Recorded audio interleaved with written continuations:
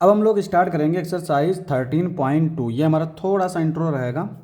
Intro हम एक example से स्टार्ट करते हैं। देखो, जैसे ये एग्जाम्पल एक दे रखा है, किताब में ही दे रखा है।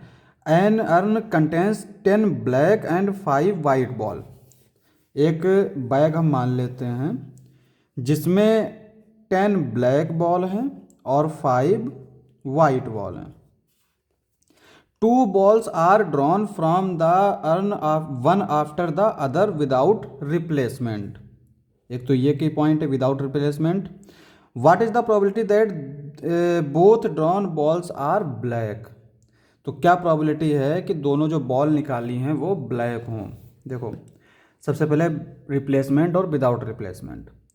रिप्लेसमेंट नाम से पता चल रहा है कि कोई चीज़ ली, उसको किसी और चीज़ से रिप्लेस कर दिया या उसी को दोबारा रख दिया। जैसे मान लो एक कमरा है, या इसी की बात कर लेते हैं। जैसे यहाँ पे ब्लैक बॉल है, वाइट बॉल है, तो हमने एक ब्लैक बॉल निकाली और उस ब्लैक बॉल को निकालने के बाद हमने या तो उसी को रख दिया या उसकी जगह पर किसी और ब्लैक बॉल को रख दिया।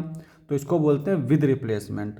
विदाउट रिप्लेसमेंट का मतलब ये हुआ कि एक बॉल हमने अगर निकाल ली तो बैग से एक बॉल कम हो गई, फिर दूसरी बॉल निकाल ली तो 2 बॉल कम हो गई। इसको बोलते हैं विदाउट रिप्लेसमेंट। अब यहाँ पे देखो, ये हमें दे रखा है, हमसे क्या कह रहा है, what is the probability that both drawn balls और ब्लैक। तो 2 बॉल निकालनी है। देखो, मान लो तुमने एक बॉल निकाली ब्लैक, तो जब एक बॉल निकालोगे तो उसकी प्रोबेबिलिटी क्या आएगी, फेवरेबल आउटकम्स। फेवरेबल आउटकम्स क्या हैं, black ball upon total outcomes. Total outcome कितने होंगे, 10 इंटू 5 15। ठीक है। अब यहाँ पे एक बॉल निकाली, एक और बॉल चाहिए, यानी 2 बॉल हमें चाहिए एट अ टाइम। तो जब 2 बॉल चाहिए तो एंड वाली पॉसिबिलिटी लग रही है। इसके लिए हम लोग जो है मल्टीप्लिकेशन लगाते हैं। ठीक है। तो यहाँ पे अगर इस तरह से होता कि एक ब्लैक बॉल चाहिए या फिर एक हमें वाइट बॉल चाहिए, तब हम लोग प्लस लगाते हैं। या जब आ जाए और वाली फीलिंग अगर दे तो हम लोग प्लस लगाते हैं प्रोबेबिलिटी के बीच में। अगर एंड वाली फीलिंग दे, कभी लिखा नहीं होता है कि एंड, अगर लिखा होगा तो वाला अच्छी ही चीज़ है, लेकिन अगर लिखा नहीं है तो फीलिंग देगा। ठीक है, खुद फील कर देंगे कि ये एंड वाली पॉसिबिलिटी है या फिर और वाली। तो यहाँ पे एक बॉल हमने ब्लैक निकाली तो ये आएगी इसकी प्रोबेबिलिटी 10/15। अब हमने जब एक बॉल निकाल ली तो एक बॉल इसमें कम हो गई, तो टोटल बॉल 15 थी तो 14 बची, और ब्लैक बॉल 10 थी तो ये 9 बची। तो ये हमारा आ जाएगा, 3 से डिवाइड कर दो, 3 5 ज़ा 15, 3 3 ज़ा 9, और ये आ जाएगा 30 अपॉन, इसको और डिवाइड कर सकते थे, यानी 30 इंटू 5, और डिवाइड कर दो 15 7, 15/35। तो ये आ गई इसकी प्रोबेबिलिटी। अब सुनो, यहाँ पे 2 की बात कर रहा था, अगर 3 कहता या 4 कहता 5 कहता तो हम लोग ऐसे ही घटाते चले जाते। मान लो हमसे कहे कि विदाउट रिप्लेसमेंट 5 ब्लैक बॉल निकालो, है ना, 5 ब्लैक बॉल। अभी हमने 2 निकाली, यहाँ पे कह रहा है 5 ब्लैक बॉल्स। तो कैसे करोगे, 10/15, इससे एक कम 9/14, फिर एक कम 8/13, फिर एक कम 7/12, फिर एक कम 6/11। कितनी हो गई, 1 2 3 4 5। तो इस तरह से हम लोग कर लेते हैं। इसको हम लोग बोलते हैं मल्टीप्लिकेशन थ्योरम। क्या बोलते हैं, मल्टीप्लिकेशन थ्योरम।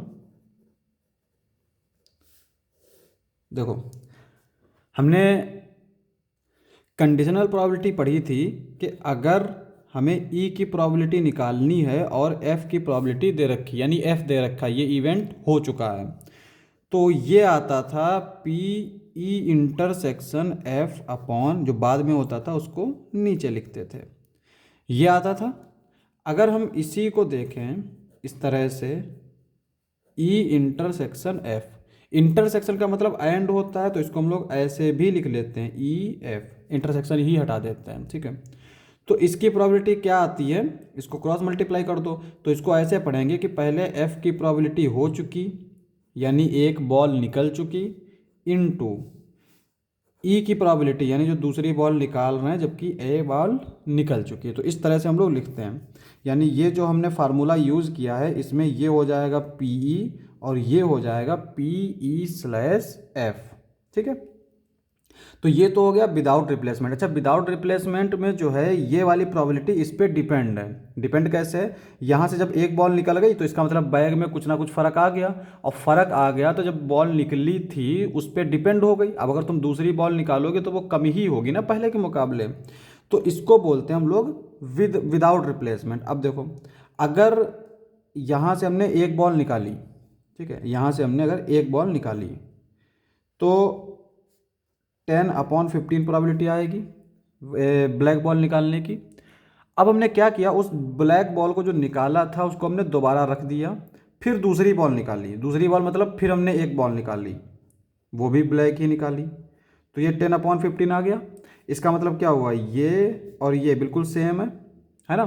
तो यहाँ पे अगर एक बॉल ब्लैक निकाली और फिर उसको रख दिया तो इसका मतलब बैग हमारा पहले जैसा हो गया। जब पहले जैसा हो गया तो जो ब्लैक बॉल निकाली थी उस पर डिपेंड नहीं हुआ, और जब डिपेंड नहीं हुआ तो इसका मतलब ये हुआ कि हमें इसकी प्रोबेबिलिटी की ज़रूरत नहीं है। मतलब ये है, देखो E/F, इसका मतलब क्या होता है कि F हो चुका है तब E की प्रोबेबिलिटी निकालो। अब अगर विद रिप्लेसमेंट है, यानी उसको निकाला फिर रख दिया, तो अगर ये हो भी चुका होगा तो हमें तो बैग पहले जैसा ही मिलेगा, तो इसका मतलब ये हो जाएगा PE के इक्वल, है ना। यानी F को हम लोग नहीं लिखेंगे। तो यहाँ पे if A and B independent events, independent ही तो है। देखो, हमने एक बॉल निकाली, उसको रख दी, अब जब रख दी तो वो पहले जैसा हो गया, इसका मतलब अब वो डिपेंड नहीं रहा। तो इंडिपेंडेंट इवन है, then probability of A intersection B is equal to PA into PB, ये होगा। ठीक है, इसको हम लोग याद रखेंगे। अब हम लोग स्टार्ट करते हैं एक्सरसाइज।